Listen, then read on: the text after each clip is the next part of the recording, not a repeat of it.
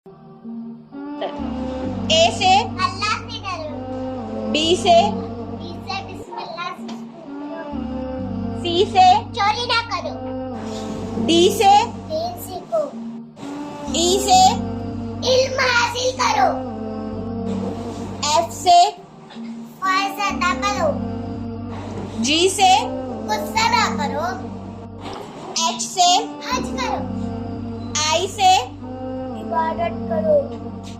जे से जमात के साथ नमाज पढ़ो। के से कलमा पढ़ो।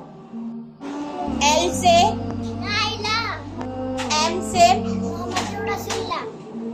एम से नियत साफ रखो। ओ से औरत की इज्जत करो। पी से पर्दा करो। क्यू से कुरान पढ़ो। आर से रोजा रखो।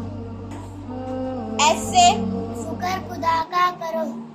टी से तौबा करो। यू से उम्मीद अल्लाह से रखो। वी से वजह से रहो।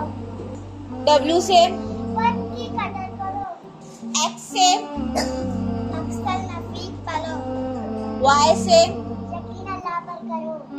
जेड से ज़कात अदा